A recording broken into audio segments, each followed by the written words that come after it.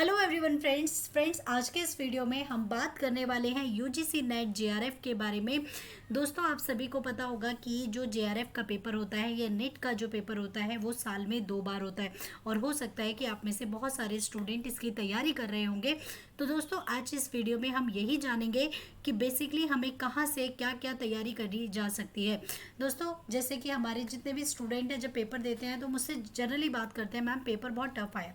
बिल्कुल हम मानते हैं कि पेपर टफ आता है, पर गाइस अगर हम एक अच्छी स्ट्रैटेजी के साथ उसे प्लान करते हैं, आज से ही प्लान करते हैं, तो हम उसे बहुत इजीली क्वालिफाई कर सकते हैं, ना सिर्फ नेट बल्कि जेआरएफ भी। तो दोस्तों कैसे हमें प्रिपरेशन करनी है, मेरा आज का वीडियो स्पेशली फॉर इकोनॉमिक्स के स्टूडेंट्स के लिए। पर लेकिन अगर आप जेआरएफ या नेट की तैयारी किसी और सब्जेक्ट से भी कर रहे हैं तो स्टडी प्लान तो आपके लिए भी, but the syllabus and the books वो इकोनॉमिक्स के स्टूडेंट्स के लिए। तो चलिए स्टूडेंट्स स्टार्ट करते हैं हमारा आज का वीडियो। तो दोस्तों आज का कुछ कंटेंट इस तरीके से है। सबसे पहले तो हम यही बात करेंगे कि हमें पढ़ना कैसे है, दूसरा कि कौन कौन सी बुक्स का चयन होना चाहिए, हमें अपना टाइम टेबल किस तरीके से निर्धारित करना है या हम कितने दिन में इसे अचीव कर सकते हैं। तो ये सारी चीज़ें आज के इस वीडियो में जानेंगे। तो चलिए स्टार्ट करते हैं। तो माय डियर फ्रेंड्स, सबसे पहले तो मैं आपको बता दूं कि ये जो स्ट्रैटेजी प्लान होते हैं ये बहुत ज़्यादा ज़रूरी होते हैं, because without any study plan strategy plan आप कोई भी चीज़ अचीव नहीं कर सकते। ठीक है, तो पहले सबसे पहले मैं कुछ बेसिक स्टेप्स की बात करूंगी जो आपको एक आपकी अचीवमेंट के लिए हेल्प कर सकता है। तो देखते हैं कि ये बेसिक पॉइंट क्या है दोस्तों। जैसे कि पहला पॉइंट मैंने यहाँ पे लिखा है क्रिएट या यूजीसी नेट स्टडी प्लान। तो दोस्तों सबसे पहले तो आपको अपना एक यूजीसी नेट के लिए अपना एक प्लान प्रिपेयर करना है कि भाई हमारा क्या प्लान हो सकता है या हमें क्या क्या करना है, कौन कौन सी। देखिए एक सही प्लान की ज़रूरत बहुत ज़्यादा होती है किसी भी एग्ज़ाम के लिए। तो जस्ट 1 मिनट रुकेंगे and I sit my pen. Okay ना, ओके। तो फ्रेंड्स सबसे पहले तो हम यहाँ पर जो मैं बात करने वाली हूँ, मैंने जैसे कि अभी बताया कि क्रिएट या यूजीसी प्लान, तो ये मैंने आपको स्टेप नंबर 1 बोला है कि आपको इसी स्टेप के थ्रू चलना है। ठीक है, तो ये स्टेप 1 है, फर्स्ट स्टेप है। तो आपको क्या करना है दोस्तों, देखो सबसे पहले तो आप ये ठान लीजिए, आप सभी को पता है 2 पेपर होते हैं, पेपर 1 और पेपर 2। ठीक है, तो हमें इन दोनों पेपर को किस तरीके से प्रिपेयर करना है, 2 आई मीन। ठीक है, तो किस तरीके से प्रिपेयर करना है, सबसे पहले हम अपने कितने दिनों को डिवोट कर सकते हैं इसमें, तो 100 डेज़ को हम डिवोट करें। सबसे पहले तो मैं आपको यही कहूँगी कि आपको 100 डेज़ मोर देन इनफ होते हैं यूजीसी नेट के लिए। तो 100 डेज़ को आप डिवोट कर सकते हैं, आपको करना ही पड़ेगा। ठीक है, इसको क्वालिफाई करने के लिए। तो सबसे पहले मैं प्लान 1 की बात करूँगी। ठीक है, क्रिएट या यूजीसी नेट स्टडी प्लान, यानी कि गाइस आपको क्या करना है कि सबसे पहला आपका स्टेप ये होना चाहिए कि आपको एक टाइम टेबल क्रिएट करना है। क्या करना है आपको, सबसे पहले आपको एक टाइम टेबल को क्रिएट करना है। अब वो हम टाइम टेबल को कैसे क्रिएट कर सकते हैं, तो दोस्तों ये तो कम्प्लीटली आपके ऊपर डिपेंड करता है कि देखिए अगर मैं किसी से बोलूं कि मैं कितने घंटे स्टडी करती हूँ। ठीक है, कोई मुझसे पूछता है कि मैं कितने घंटे स्टडी करती हूँ, तो मैंने कहा मैं 4 आवर्स स्टडी करती हूँ। अगर मैंने दूसरे पर्सन से पूछा मैं 8 आवर्स करता हूँ, तो हर किसी की गाइस कैपेसिटी अलग होती है। तो टाइम टेबल आप अपने अकॉर्डिंग निर्धारित करें, अपने कंफर्ट जोन से थोड़ा सा बाहर जाके ही करें, एकदम कंफर्ट जोन में ना करें कि भैया लेटे पड़े हैं कि भाई अपना टाइम टेबल चल रहा है, इस तरीके से नहीं। कंफर्ट जोन से थोड़ा सा एटलीस्ट आप डेली इसमें 3 to 4 आवर डिवोट करिए, ये मेरी आपको सलाह रहेगी। तो आप अपना एक टाइम टेबल, अब टाइम टेबल कैसे कितना टाइम डिवोट करना है ये आप पे मैं छोड़ती हूँ, पर लेकिन टाइम टेबल कैसे बना सकते हैं ये मैं आपको बता सकती हूँ। तो गाइस हमें क्या करना है, डिवाइड ऑल द टॉपिक्स, हमें सभी टॉपिक्स को क्या करना है, डिवाइड करना है। ठीक है, so divide all the topics and हमें इन सभी टॉपिक को वीक वाइज डिवाइड करना है। एंड टाइम टेबल हमें कंप्लीट 100 डेज़ का नहीं बनाना, हमें 1 वीक का ही टाइम टेबल बनाना है और उस टाइम टेबल को आगे रिन्यूअल करते हुए चलना है। ठीक है, बार बार हम इसकी मेकिंग करेंगे।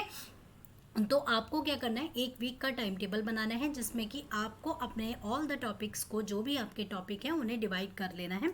ठीक है, तो टॉपिक वाइज डिवाइड कर लीजिए और गो आप देख लीजिए कि आपको कितने एक टॉपिक को कंप्लीट करने में कितने टाइम लग रहा है, पहले एक वीक में वो देख लीजिए, पर कोशिश करिए एटलीस्ट 1 to 2 टॉपिक्स आप एक वीक में कंप्लीट कर दें।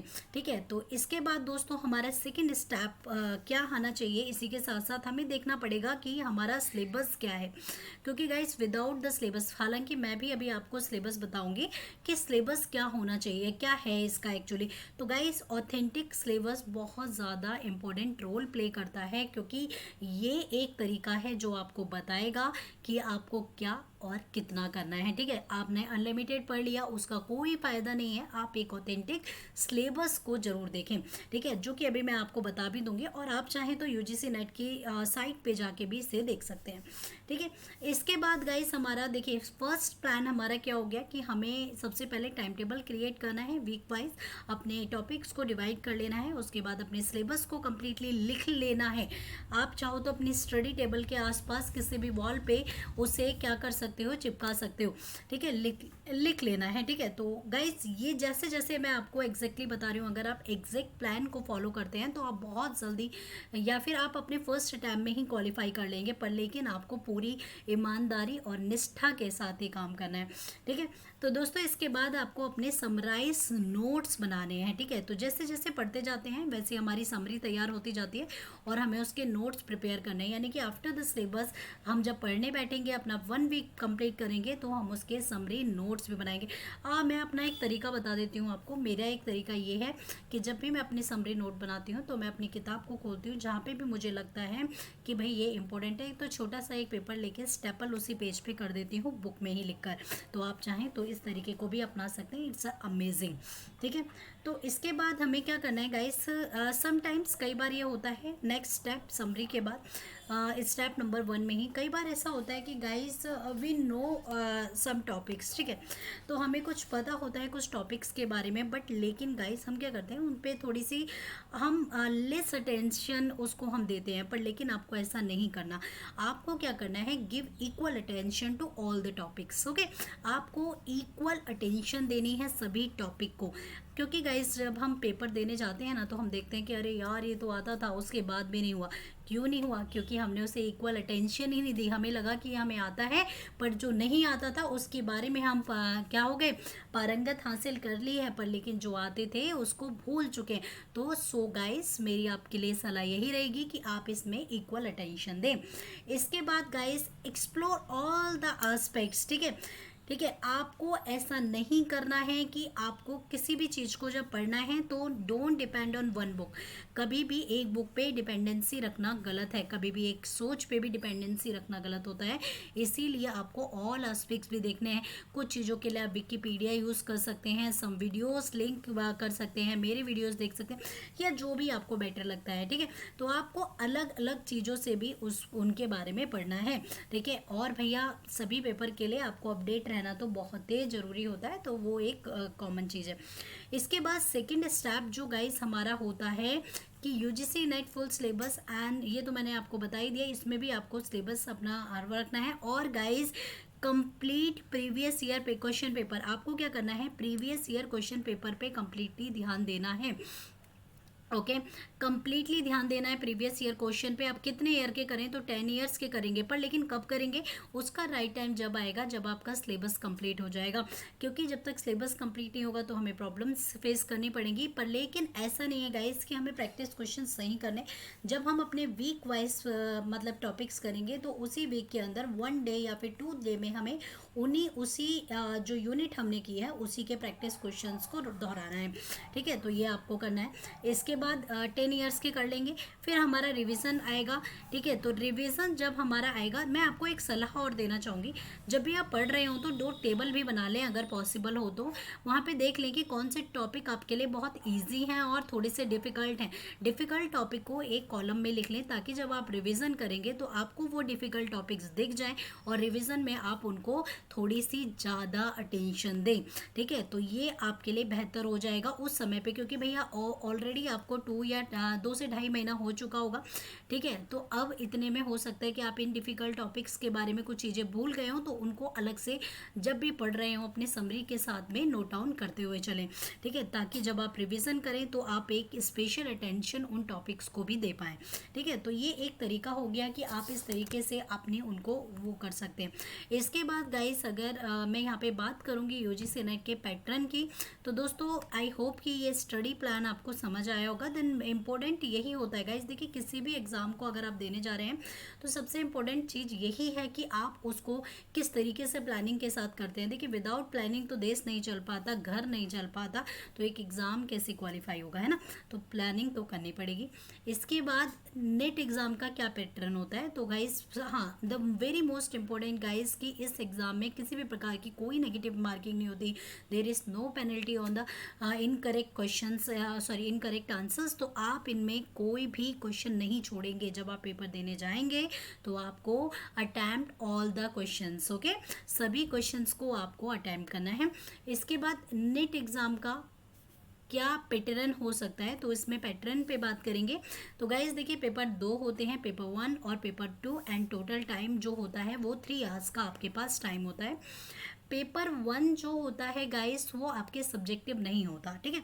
तो गाइस हमें जब हम पेपर की तैयारी कर रहे हैं, जब हम वीक का प्लान बना रहे हैं, तो वीक में एटलीस्ट वन डे हम इस टीचिंग एप्टीट्यूड के रखें, जिससे कि आप क्या करें, इस टीचिंग ये आपका टीचिंग एप्टीट्यूड का होता है। इसमें क्या होता है, the question in the paper 1 intent to access the teaching research aptitude it will be primarily be designed by the reasoning ability, reading comprehensions होते हैं, 5 क्वेश्चन अराउंड इसमें आते हैं, 5 क्वेश्चन मैथमेटिक्स के DI से आपको आ जाते हैं, ठीक है। तो ये सारी चीज़ें आपको यहाँ पे मिल जाएंगी। तो आप इसमें डेली का मतलब वीक के 1-2 डेज, 1 या 2 दिन में आप अपने सिलेबस के साथ, अपने सब्जेक्टिव सिलेबस के साथ 1 से 2 घंटा डेली डिवोट कर दीजिए, तो आपका ये बेटर हो जाएगा। क्योंकि दोस्तों यहाँ पर हमें प्रॉब्लम JRF को क्वालिफाई करने में यही आती है, क्योंकि जब हम पेपर 2 करते हैं ना, तो इसमें तो हम पारंगत हासिल होते हैं, जब भी तो हमने वो सब्जेक्ट चुना है नेट के लिए, पर प्रॉब्लम आती है इसमें। तो इसको बिल्कुल भी नेगलेक्ट ना करें,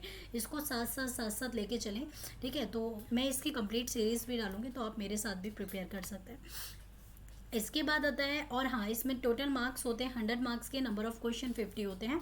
इसके बाद पेपर 2 आपका सब्जेक्टिव है, आपका अपना है, आप उसमें जितना बेहतर कर सकते हैं ये आपके ऊपर डिपेंड करता है। मार्क्स इसमें 200 आते हैं और number of question 100। This is based on subjective, आपके सब्जेक्ट पे बेस होता है। देखिए अगर मैंने इकोनॉमिक्स चुना है तो ये मेरा एक बेटर सब्जेक्ट होगा, इसलिए मैंने चुना है, ठीक है। तो इसीलिए आप इसमें तो बेहतर करिए, क्योंकि अगर आप इसमें भी बेहतर नहीं करेंगे तो आपको नेट देने का कोई फ़ायदा नहीं है दोस्तों। नेट हम जब भी देते हैं जब हम किसी एक सब्जेक्ट में स्पेशल होते हैं, स्पेशलाइजेशन हम ले चुके होते हैं, तो इसीलिए अपने सब्जेक्ट को बेटर बनाइए। इसके बाद गाइस, इसके बाद अगर मैं प्रिपरेशन की सिलेबस की बात करूँ तो मैं ऊपर से बता रही हूँ। तो पेपर 1 में teaching aptitude, research aptitude, reading comprehension, communication, reasoning, DI वगैरह इसके अंदर आपको देखने के लिए मिलती है, ठीक है। तो ये काफ़ी इजी है, वैसे इतना टफ नहीं है। थोड़ा सा टीचिंग और रिसर्च एप्टीट्यूड थोड़ा सा टफ है, इसके लिए मैं अभी आपको एक बुक भी बता दूंगी जो बेटर है। इसके बाद पेपर 2 में अगर आप इकोनॉमिक्स की, जैसे हम इकोनॉमिक्स की बात करें तो माइक्रो इकोनॉमिक्स, मैक्रो इकोनॉमिक्स, और येस गाइस मैक्रो बहुत अच्छे से कर लेते हो, स्टैट का पार्ट छोड़ देते हो नेवर। अगर JRF निकालना है तो कुछ भी नहीं छोड़ना। मैथमेटिकल इकोनॉमिक्स बहुत ही ईजी होती है, अगर मेरे लिए तो अच्छी है, बाकी आप देखें अपना, ठीक है। International economics, public affair, money banking, growth development, इसके बाद आपको इंडियन इकोनॉमिक से भी बहुत क्वेश्चन आते हैं, तो ये एक स्कोरिंग, बहुत ही ज़्यादा स्कोरिंग है। मैक्रो में बहुत सारे टॉपिक्स हैं जिनको एक्सप्लेन करके मैं एक और वीडियो बना दूंगी आप लोगों के लिए, ठीक है। तो ये आपको करना है। इसके बाद गाइस चॉइस ऑफ बुक, हमें कौन सी बुक बेटर होंगी, बहुत सारे बच्चों का क्वेश्चन होता है मैम बुक बता दीजिए, तो बुक के बारे में भी हम बता देते हैं। गाइस अगर आप बुक पढ़ रहे हैं तो देखिए अरिहंत पब्लिकेशन की बुक बेस्ट बुक है, मैंने भी इसी से पढ़ा था। तो अरिहंत पब्लिकेशन पब्लिकेशन की बुक बेस्ट बुक है। इसके बाद अगर आप टीचिंग एप्टीट्यूड की, टीचिंग एंड रिसर्च एप्टीट्यूड के लिए मदान की बुक बहुत अच्छी है, बहुत ही ईजी लैंग्वेज में इसमें वो करा हुआ है, ठीक है, तो आप इसे ले सकते हैं, ठीक है। तो प्रीवियस ईयर पेपर इसके अंदर आप प्रीवियस ईयर पेपर्स भी मिल जाएंगे, अब तो खैर 2022 तक के इसमें मिल जाएंगे पेपर, तो ये आप यहाँ से ले सकते हैं। यूजीसी नेट के लिए पेपर 2 के लिए एक बुक और है जो मैं आपको रिकमेंड करूँगी, रितु वर्मा, आर के रोशन, पर लेकिन अगर आप बेस्ट है कि आप अरिहंत से कर पाओ गो थ्रू तो कर लीजिए, साथ साथ कुछ वीडियोस के लिंक भी देख सकते हैं, विकिपीडिया से कुछ जानकारी उठा सकते हैं, साथ में अपना करंट अफेयर स्ट्रॉन्ग रखें। तो यही कुछ टिप्स हैं guys for the 100-day plan. इसी 100 डेज़ के अंदर आप अपना यूजीसी नेट क्वालिफाई कर सकते हैं विद जेआरएफ। तो आई होप गाइस कि आपको मेरी बातें समझ आई होंगी। कैसा लगा आपको आज का वीडियो मुझे कमेंट सेक्शन में ज़रूर बताइएगा, अगर अच्छा लगा तो सब्सक्राइब कर देना। तो thank you so much guys, मिलेंगे नेक्स्ट वीडियो के साथ। Thank you so much.